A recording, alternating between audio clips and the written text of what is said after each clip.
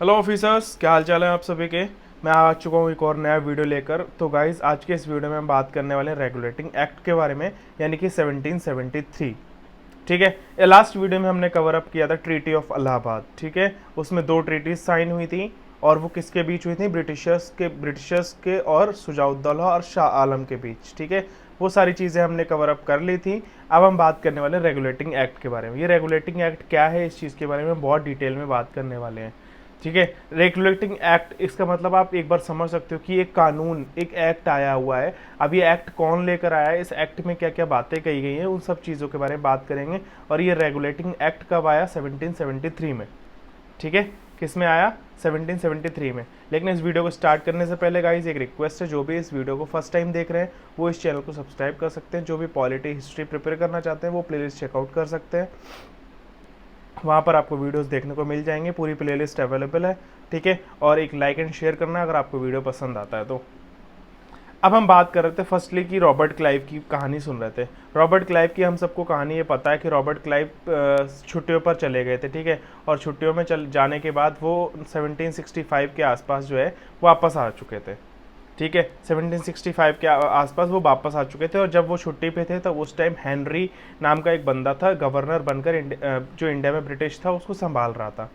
ये सारी चीज़ें हमने पढ़ ली थी। ठीक है, तो 1765 में जब वो वापस आ चुका, ठीक है, इंडिया वापस आ चुका और वो वापस अपनी ईस्ट इंडिया कंपनी को संभालने लगा।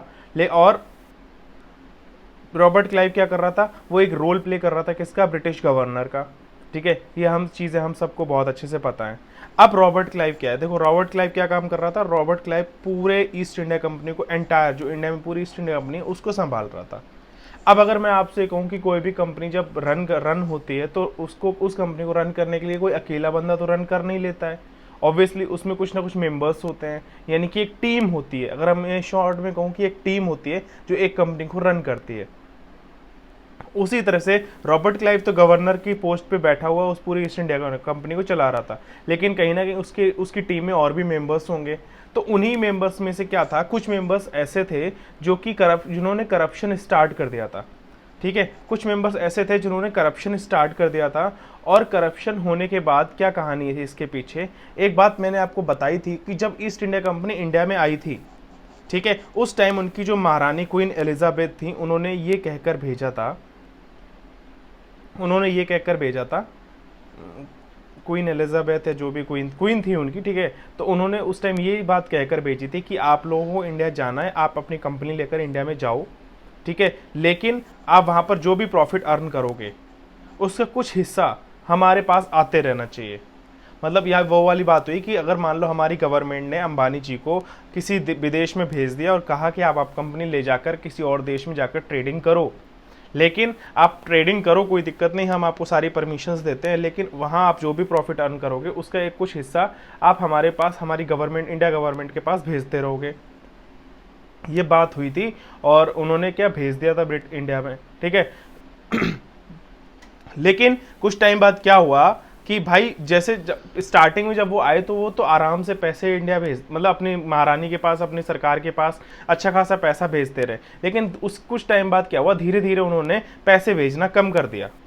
ठीक है, उन्होंने पैसे भेजना कम कर दिया। तो ये चीज़ भाई उनकी जो भाई महारानी थी, उन्होंने देखा कि यार अचानक से ये पैसे आना कम कैसे हो गए, या फिर मतलब ये जो चीज़ें मैंने बोली थी वो सारी चीज़ें कम कैसे हो गई, मतलब पैसा आ ही नहीं रहा है, या फिर पैसा आ रहा है तो वो काफ़ी कम आ रहा है, तो ऐसा क्यों हो रहा है। तो महारानी ने क्या किया, एक इन्वेस्टिगेशन रखी और इन्वेस्टिगेशन में उन्हें पता चला कि जो ईस्ट इंडिया कंपनी गवर्नर हैं या जो उनके मेंबर्स हैं वो करप्शन करने लग गए, वो प्राइवेट ट्रेड करने लग गए, और प्राइवेट ट्रेड से उनको जो प्रॉफिट हो रहा है वो अपने पास रख रहे हैं चोरी छुपे, और वो हमें नहीं भेज रहे। ठीक है, वो हमें पैसा नहीं भेज रहे। उन्होंने देखा कि ये सब लोग करप्शन करने लग गए। अब इसी के बीच क्या हुआ, जब ये सब चीज़ें महारानी को पता चली इन्वेस्टिगेशन के दौरान, तो भाई महारानी ने क्या किया, रॉबर्ट क्लाइव को बुलाया, कोर्ट में पेश किया कि चलो आप आ जाओ, ब्रिटेन आ जाओ, आपके परीक्षा ली जाएगी, मतलब आपकी जो भी है, आपकी सज़ा, आपकी जो कार्रवाई है वो आप पर कार्रवाई की जाएगी।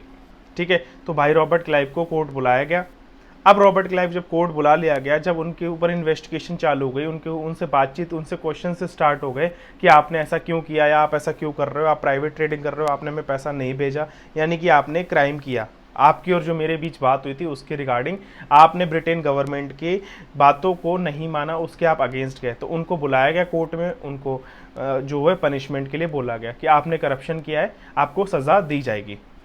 ये सारी बातें हुई। तो जब ये चीज़ डिसाइड हो गई तो भाई रॉबर्ट क्लाइव को शर्म आने लग गई।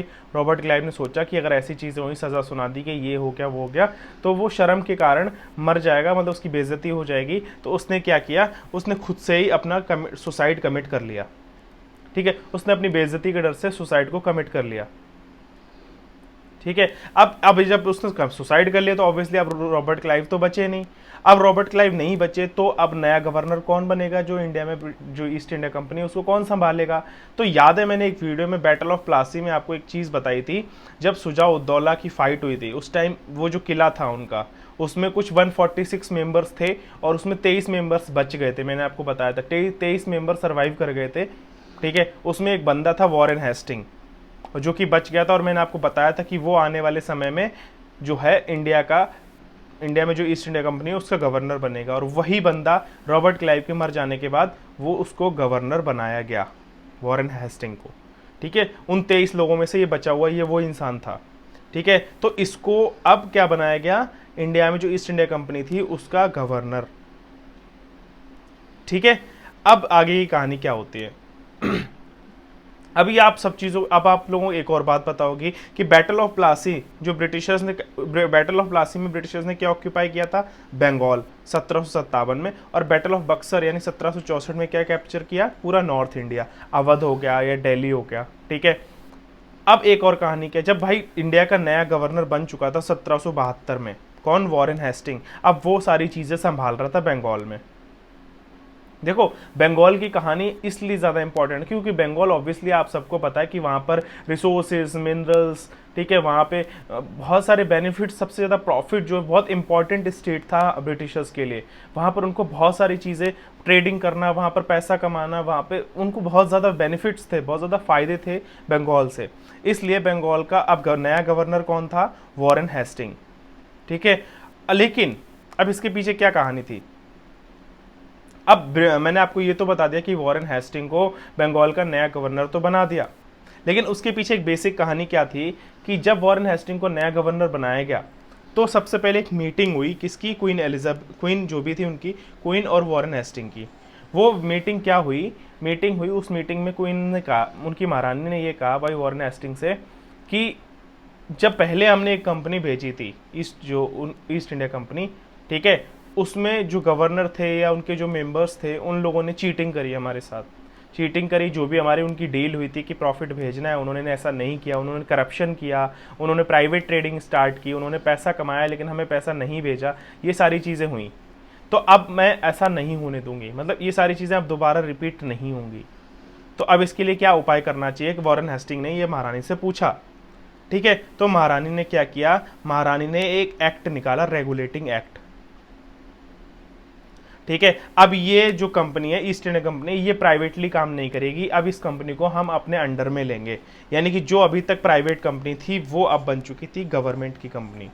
मतलब महारानी ने, ब्रिटेन की महारानी ने उस कंपनी को अपने अंडर में ले लिया। अब उस कंपनी को वो महारानी चलाएंगी, महारानी उस कंपनी की हर एक चीज़ पर नज़र रखेंगी। ठीक है, तो 1772 में वॉरेन हेस्टिंग इंडिया आए, ठीक है, और बंगाल को मैनेज करने लग गए।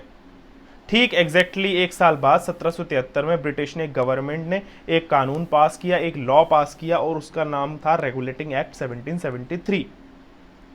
ठीक है, अब इस एक्ट में क्या क्या बातें कही गई, इस एक्ट में कहा गया कि भाई जो अभी तक बंगाल के गवर्नर थे, अभी तक तो क्या था, जो रॉबर्ट क्लाइव थे वो बंगाल का गवर्नर था, या फिर वॉरेन हेस्टिंग है वो बंगाल का गवर्नर था। लेकिन अब जब वो कंपनी जो है ईस्ट इंडिया कंपनी, जो अभी तक प्राइवेट कंपनी थी, अब उसको कौन लीड कर रहा है, ऑब्वियसली ब्रिटेन की गवर्नमेंट। ठीक है, तो अब ब्रिटेन की गवर्नमेंट ने क्या किया, जो गवर्नर की पोस्ट थी बंगाल में, अब उस पोस्ट को क्या बना दिया, गवर्नर जनरल ऑफ बंगाल। उस पोस्ट का नाम क्या रख दिया, गवर्नर जनरल ऑफ बंगाल। ठीक है, और गवर्नर जनरल ऑफ बंगाल का मतलब यहाँ पर ये होता है कि गवर्नर जनरल ऑफ बंगाल जो बन जाता है, वो गवर्नर जनरल जो होगा वो क्या करेगा, वो सिविल और मिलिट्री दोनों, यानी मिलिट्री और प्रशासनिक दोनों की हर एक चीज़ को संभालेगा, यानी सिविलियंस को भी संभालेगा, या सिविलियंस की जो भी चीज़ें होंगी उस स्टेट में सिविल लेवल पे, और जो मिलिट्री लेवल पे होगा उन सारी चीज़ों को दोनों को संभालेगा। तो अब क्या किया, जब भाई बंगाल में गवर्नर कौन था, वॉरेन हेस्टिंग, और वहाँ पे उस गवर्नर पोस्ट को क्या बना दिया, गवर्नर जनरल। तो ऑब्वियसली गवर्नर जनरल अब कौन हो गया, वॉरेन हेस्टिंग हो गया। ठीक, गवर्नर जनरल अगर वॉरेन हेस्टिंग बन गया तो उसी के नीचे क्या किया, 4 एग्जीक्यूटिव काउंसिल पोस्ट तैयार करी। उस एग्जीक्यूटिव काउंसिल में 4 मेंबर्स होंगे जो कि क्या करेंगे, मदद करेंगे गवर्नर जनरल की उस स्टेट को चलाने में। ठीक है, तो वॉरेन हेस्टिंग क्या हुआ, first governor general of Bengal बना, और रॉबर्ट क्लाइव जो कि सिर्फ गवर्नर था। ठीक है, तो डिफरेंस देखो, रॉबर्ट क्लाइव सिर्फ गवर्नर था, लेकिन अब जो है गवर्नमेंट के अंडर जब वो कंपनी आ गई तो अब गवर्नर, सिर्फ बंगाल का गवर्नर सिर्फ गवर्नर नहीं है, अब वो गवर्नर जनरल है, और वो मिलिट्री और सिविल दोनों एडमिनिस्ट्रेशंस को संभालेगा। ये थी पहली कंडीशन उस रेगुलेटिंग एक्ट में। रेगुलेटिंग एक्ट में पहली कंडीशन क्या थी, जो गवर्नर की पोस्ट थी बंगाल में, उस पोस्ट को क्या कर दिया गया, गवर्नर जनरल ऑफ बंगाल बना दिया गया। यानी कि जो गवर्नर वॉरेन हेस्टिंग थे बंगाल के, अब वो वॉरेन हेस्टिंग गवर्नर जनरल हैं, और वो सिविल और मिलिट्री दोनों पोस्ट, दोनों के एडमिनिस्ट्रेशन को संभाल लेंगे। और उसी के नीचे एक एग्जीक्यूटिव काउंसिल बिठाई गई, और उसमें 4 मेंबर्स दिए गए, और कहा ये लोग आपकी मदद करेंगे। वो मदद करने के लिए गवर्नर जनरल की उनको बिठाया गया। दूसरी कंडीशन क्या थी, दूसरी कंडीशन यहाँ पर यह थी कि आपको मैंने एक वीडियो में ये बताया था, एक वीडियो में क्या, अगर आप हिस्ट्री अभी तक पढ़ रहे हो तो आपको ये चीज़ पता होगी, गवर्नर की ब्रिटिशर्स की कुछ इंपॉर्टेंट प्रेसिडेंसीज थी। इंपॉर्टेंट प्रेसिडेंसीज कौन कौन सी थी, बंगाल, मद्रास और बॉम्बे।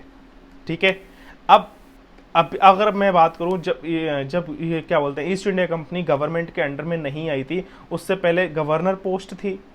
ऑब्वियसली रॉबर्ट क्लाइव जो है बंगाल के गवर्नर थे। उसी तरह से जब बंगाल के गवर्नर कौन थे, रॉबर्ट क्लाइव, उसी तरह से कोई ना कोई गवर्नर मद्रास का होगा, कोई ना कोई गवर्नर बॉम्बे का होगा। इन दोनों प्रेसिडेंसीज को भी कोई ना कोई गवर्नर रन कर रहा होगा। ठीक है, तो अब जब वो कंपनी गवर्नमेंट के अंडर में आ गई है और बंगाल की गवर्नर पोस्ट को गवर्नर जनरल ऑफ बंगाल बना दिया गया है, तो यानी कि बंगाल का जो गवर्नर है वो गवर्नर जनरल बन चुका है। तो अब वो क्या कह रहे, वो कौन हो गया है, वो सीनियर हो गया है किसका, मद्रास और बॉम्बे के गवर्नर का। मतलब अगर मैं बात करूं, 3 लोग लेफ्टिनेंट हैं, उनमें से मैंने एक जगह के लेफ्टिनेंट को मैंने मेजर या कर्नल बना दिया, तो यानी कि वो सीनियर हो गया ना बाकी 2 लेफ्टिनेंट का।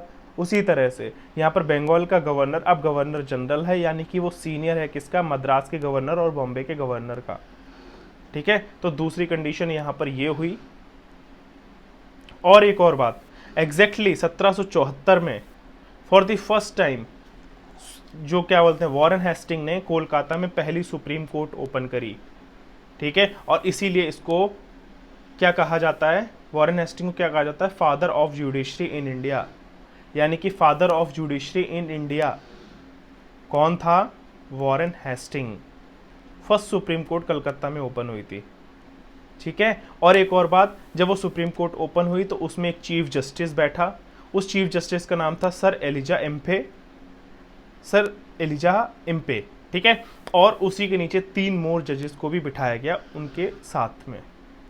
ठीक है, और तीसरी यहाँ पर कंडीशन क्या थी, company will not do provide private trade. और तीसरी कंडीशन ये थी कि अब कोई कंपनी में मेंबर या कंपनी का गवर्नर या गवर्नर जनरल कोई भी बंदा उस कंपनी में प्राइवेट ट्रेड नहीं करेगा। दूसरा, वो अब किसी से रिश्वत नहीं लेगा, ब्राइब नहीं लेगा, और अगर ऐसा करते हुए कोई भी पकड़ा गया, पाया गया, तो उसको सरकार जो है पनिशमेंट देगी। तो यही सारी चीज़ें थीं अब जो कि रेगुलेटिंग एक्ट में थी। ठीक है, तो आई होप यहाँ तक आपको ये स्टोरी समझ में आई होगी कि क्या स्टोरी थी रेगुलेटिंग एक्ट के पीछे। ठीक है, तो एक बार हम रिपीट कर देते हैं कि भाई रॉबर्ट क्लाइव एक बंगाल के गवर्नर थे, और वो उस ईस्ट इंडिया कंपनी को रन कर रहे थे, लेकिन उसमें कुछ मेंबर्स थे जो कि करप्ट थे, करप्शन करने लग गए थे। ठीक है, करप्शन करने लग गए थे, तो ये चीज़ भाई, जब वो करप्शन कर रहे हैं, प्राइवेट ट्रेड कर रहे हैं, यानी कि वो पैसा किसके पास नहीं भेज रहे, महारानी के पास पैसा नहीं भेज रहे, तो महारानी ने एक इन्वेस्टिगेशन बिठाई। इन्वेस्टिगेशन में पाया गया कि ये लोग सब करप्शन करते हैं, तो रॉबर्ट क्लाइव को कोर्ट में बुलाया गया, ब्रिटेन की कोर्ट में इसलिए बुलाया गया क्योंकि उस टाइम तक इंडिया में ऐसी कोई कोर्ट नहीं थी जहाँ पर न्यायपालिका अच्छे से न्याय वगैरह कर सके। तो वहाँ पर जब रॉबर्ट क्लाइव को पनिश करने की बात की गई तो रॉबर्ट क्लाइव ने बेइज्जती के कारण खुद से सुसाइड कमिट कर लिया। और जब रॉबर्ट ने सुसाइड कमिट कर लिया तब एक नया गवर्नर बनाया गया बंगाल का, जिसका नाम था वॉरेन हेस्टिंग। वॉरेन हेस्टिंग कौन था? जो कि उस किले में फंसे 146 में से 23 मेंबर्स सर्वाइव कर गए थे, उसी में से एक नाम का बंदा था वॉरेन हेस्टिंग, जिसको गवर्नर बनाया गया। ठीक है, और जब उसको गवर्नर बनाया गया तो उससे पहले क्या हुआ, फिर उसके बाद क्या हुआ कि वॉरेन हेस्टिंग और महारानी की एक मीटिंग हुई। उसमें महारानी ने क्या किया, उस ईस्ट इंडिया कंपनी जो प्राइवेट थी अभी तक, उसको सरकारी बनाने की घोषणा कर दी। ठीक है, और उसको अब उसको लीड करेंगी कौन? महारानी। ठीक है, तो महारानी ने कुछ कंडीशंस रखी, वो मैंने आपको बता दी। और अब अगर आपको आगे कोई भी डाउट होता है तो आप हमें कमेंट कर सकते हो, और अगर आपको ये स्टोरी और वीडियो पसंद आया हो तो आप इस वीडियो को लाइक कर सकते हो। ठीक है, तब तक के लिए मिलते हैं नेक्स्ट वीडियो में। कुछ बातें और रह गई जो कि हम नेक्स्ट वीडियो में बात करेंगे। तब तक के लिए Jai Hind, have a good day and bye bye. And हाँ गाइस, एक सब्सक्राइब जरूर करना, इससे हमें बहुत ज़्यादा सपोर्ट मिलता है। Thank you.